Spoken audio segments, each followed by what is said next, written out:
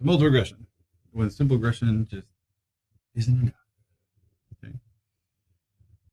So the big contrast right here is that simple means the word simple doesn't necessarily mean that it's that simple, but it means that there's just one predictor. With multi-regression, now we're bringing in more than one predictor. The trick here, though, is it's still just one DV. This is still univariate. We haven't gone to something multivariate yet. We're still predicting one DV, but now we're using a set of IVs, a set of predictors. There's more than one predictor. And the predictors' relationships between each other now become part of the issue, the solution even. We now have to sort of figure it out. That's why X's are typically called covariates, because they're oftentimes not independent of one another. Because it's sort of hard to think about. Like, let's say there are three X's. There are three X's that all relate to Y, but don't relate to each other. That seems kind of difficult to think about. So oftentimes the X's relate to each other, and we have to account for that too. So that's why the slopes here become a little different. When it's just one predictor, we say, all right, with every change in one unit of X, Y changes B. That's typically how we think about it. So as X changes one unit, Y predicted changes B. Here we have to go a little bit further, and because the B's are slopes of each X controlling for other X's, let's say something like this. B1 here is as X1 changes one unit, we would expect Y predicted to change B1 controlling for the other X's. So what the hell does that mean? Well, if the other X's for that second, if the other X's don't change, if we kept them all consistent and just change X1, this is how much we'd expect the Y predicted to change. The problem though is oftentimes they are all changing at the same time. So we have to control for the overlap between them and the relationship to Y when actually looking at all the slopes. That's what makes multi-regression a little bit more complicated, is because there's so many, there's more variables, they all relate to one another, and you have to sort of figure out how to control for that. If you can design predictors that are orthogonal, meaning that they're independent of one another, then it becomes a lot easier to interpret them, because you can interpret the effect of each predictor independently of the other predictors and sort of how it's affecting the outcome. But for most multi-regressions, that's not the case. We actually have to take into consideration all the relationships between them when looking at their prediction. Okay. The assumptions are generally the same. We're going to keep all the same assumptions we had before. The linear relationship between all the X's and Y. We're assuming that Y is continuous, normally distributed. We're still assuming a qualitatively homogeneous population, even though now it becomes a little tougher, because as the models become more complex, they may not quite apply to everyone the same. Okay, and we will get to stuff later on in this particular talk, and talking about things like moderation, where you can build some of that in. Some of the issues with populations not being completely homogeneous, you can actually start to look at that, but we'll get to that a little bit later. And again, because of these assumptions, we expect things like no outliers. We don't want, on the distribution of Y, there shouldn't be any outliers. We're assuming a single consistent error term for the model. All those things are the same. What else do we get though? Because it's multivariate, we're going to add on a couple assumptions. So one is we're assuming something called multivariate normality. All right, that sounds crazy. We're now assuming that the distribution is normal, not just in terms of just Y being normal, but the combination of the X's and Y's stuff all being normal. And you got to think of that sort of n-dimensionally. Every predictor and stuff adds another dimension. We're expecting everything to be multivariate and normal. Now, one way to think about that is that we don't want multivariate outliers. And that sounds sort of crazy, but sometimes you can have someone, a univariate outlier is like, all right, you have a distribution, and someone's out here, and you're like, okay, they're an outlier. It's pretty easy. Sometimes people are outliers not because individually on one distribution they seem to stand out, but they stand out on the combinations of multiple distributions. Okay, so for instance, finding someone who is 20 years old is pretty usual, right? The distribution of people 20 years old is not that unusual. finding someone who makes over $100,000 a year in a distribution of a lot of people, probably not that unusual. It's not going to be an outlier.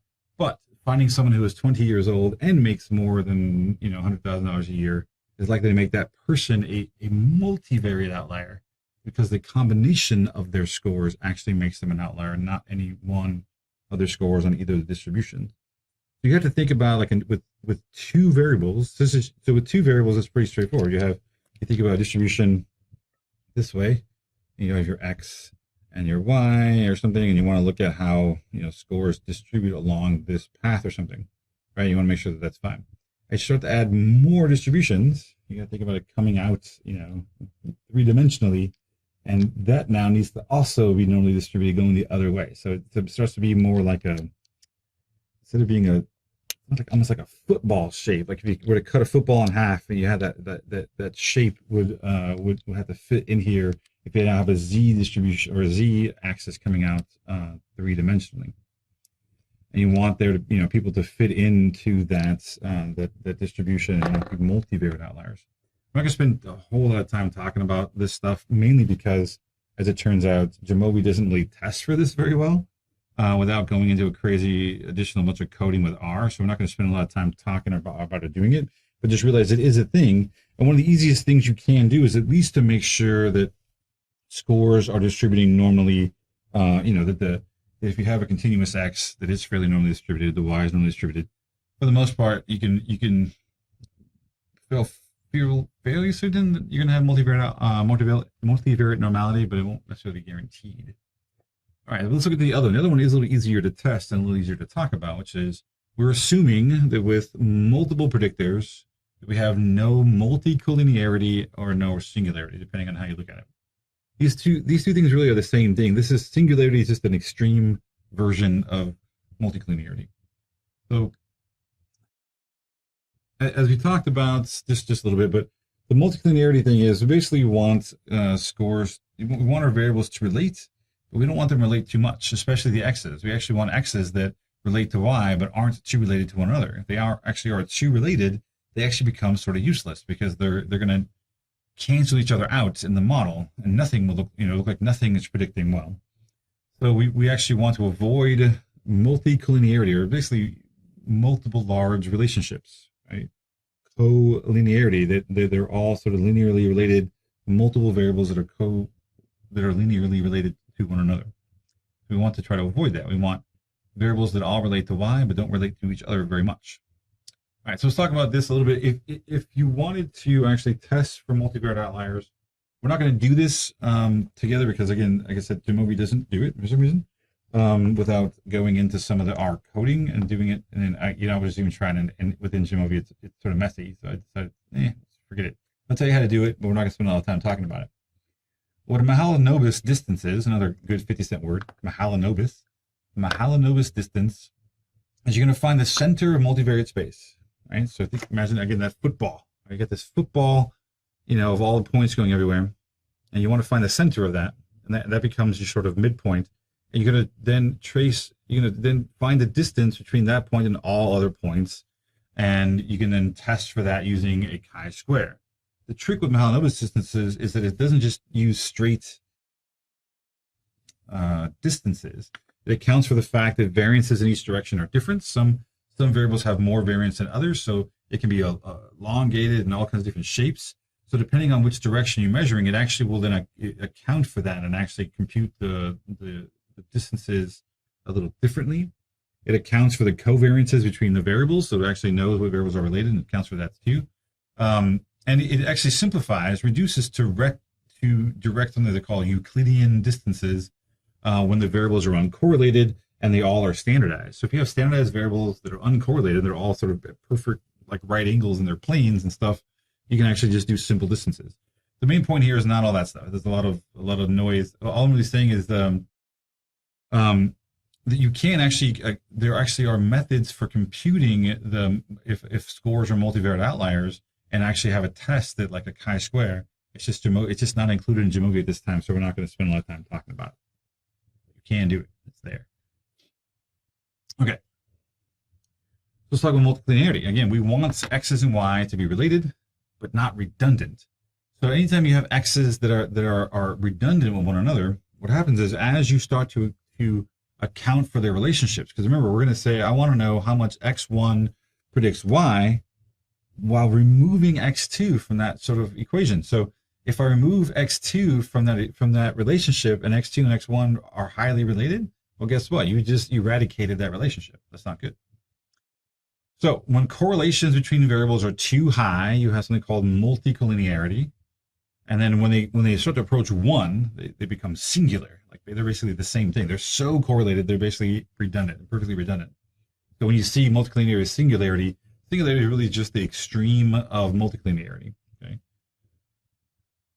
How do we go about testing for this? Well, like we'll see in Jamovi, there's something called collinearity diagnostics. Fancy way of saying, hey, let's look for multiclinearity between the predictors and when they're predicting this y. So Jamovi gives you two different things, one of which is actually just a different version of the same thing. So there's tolerance and VIF. Tolerance is 1 minus the squared multiple correlation, which is the capital R squared that we'll talk more about in a little while. But it's you're going to take each predictor and use the other predictors to predict it in an equation and create an R squared for each one of those. And you want to see that if the R squareds are large, that means that there's a variable that is redundant with other variables and therefore is multiclinear. So why they do 1 minus that? Instead of just looking at the squared multiple correlation of that, they want to take 1 minus that so that low numbers indicate issues. And places like the Tabashing and Fidel book and stuff will cite like tolerance values below 0.01 indicate a problem. Well, yeah, that's definitely a problem. That means like that your variables, that your one predictor is, you can account for that one predictor, like 99% of that predicted by other variables in the model. That's definitely a problem. But I mean, even if the values are below 0.2, I would say you have a problem, because that means that they're 80% overlapping, right? So multiclinearity is somewhat of a gray area in terms of what's bad or not. Well, this seems like a crazy extreme amount where it seems like you have a problem long before that. And we'll see some of this in the lab using Jamovi. Then you got this thing called the variance inflation factor. This is supposed to be a measure of how much the variance in any of the predictors or the prediction in the model, how much is being inflated by the collinearity in the model. So if it's just 1 divided by tolerance. So if the VIF is 1, which means that your tolerance is 1, so that's 1 minus 0, means there's 0 square root of correlation, there's nothing, there's no relationship. Then they are completely uncorrelated. So 1 means no correlation whatsoever. As you go above 1, that tells you the percent of variance that is being inflated. So this is like 1.2. It means that there's 20% of the variability is, there's a 20% inflation in the variability, in the variance in for that particular variable or in that particular model. If it's between 1 and 5, so if you start to creep towards 5, the 5 means that there's a 400%, because it's anything above 1. So 1 means that they're perfectly fine. So you go to 2, that's now 100% inflation, 200. So 5 means there's like 400% inflation. Anything greater than 5, they're highly correlated, right? So these numbers, as they get larger, the variance inflation factor tells you there's more and more collinearity between the variables. Okay? So we'll look at those.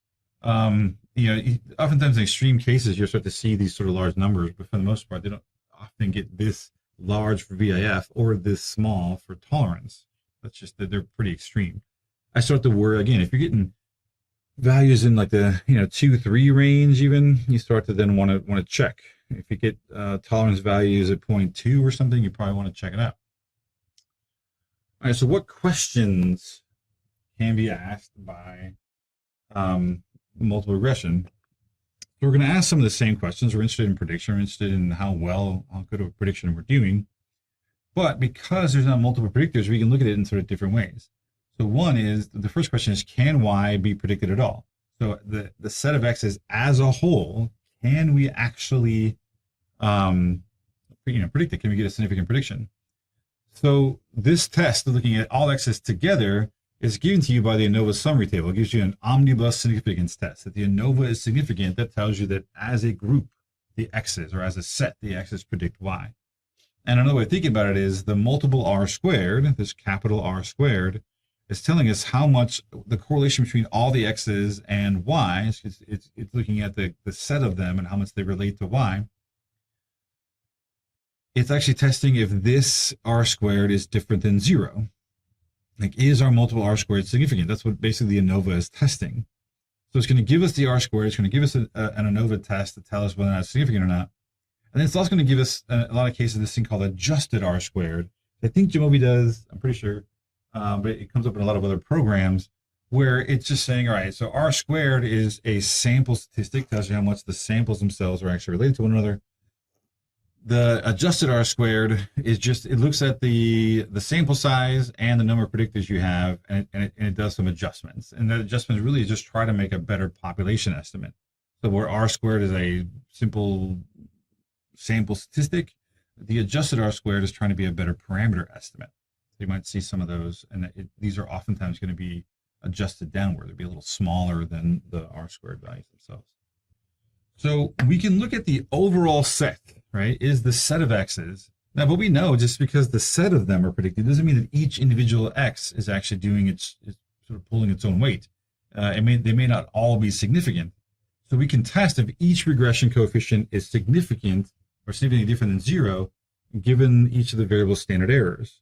So we can actually test each individual slope for significance, and we can actually test the intercept as well for significance, and to see, basically doing a t-test for each regression coefficient. I'm not going to go too much into sort of how the standard errors and stuff are computed, and we'll sort of leave that to Jamovi. But the idea is we can do a t-test for each regression coefficient and look to see if they're significant as we sort of go through it. So are they predicting as a group, as a set, and then individually, are they doing a significant job each individually in predicting y?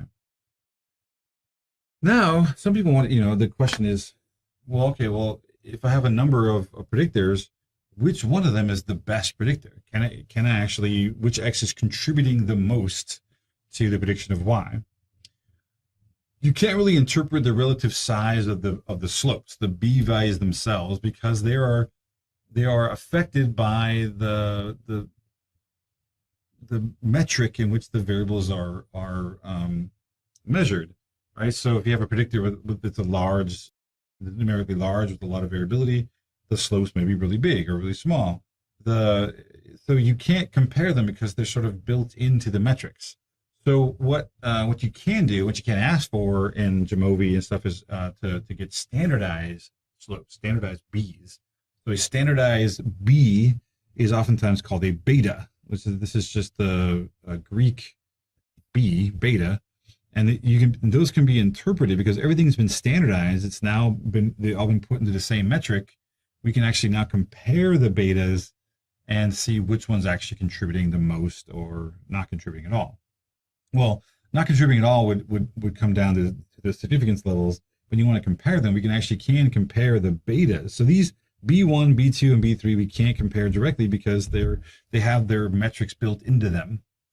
Where beta 1, beta 2, and beta 3 are standardized, we can now compare to see which one's larger, which one's contributing most to y. But notice we standardize y, turn it all into z-scores. We have to standardize each of the x's to make them all into z-score distributions. And when you do that, when you standardize y, the actual intercept value drops. So when you look at a standardized regression equation, there's no intercept because the mean is now 0, so there's no intercept. Okay, so we can actually use the betas to ask the question of which of the predictors is doing the best job or contributing the most to the prediction of y. All right, well, can you predict future scores?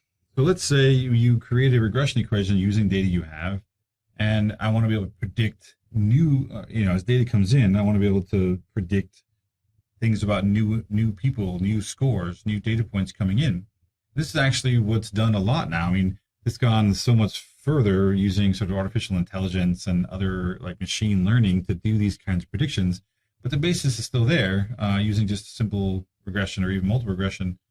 Can regression be generalized to other data? So this is stuff we do right now. Netflix and Hulu and like all these companies are taking our data. Right? We're watching shows, TV shows, movies, and they're taking that data and they're using it to predict what other information you might like. What kinds of other shows, programs should they be buying?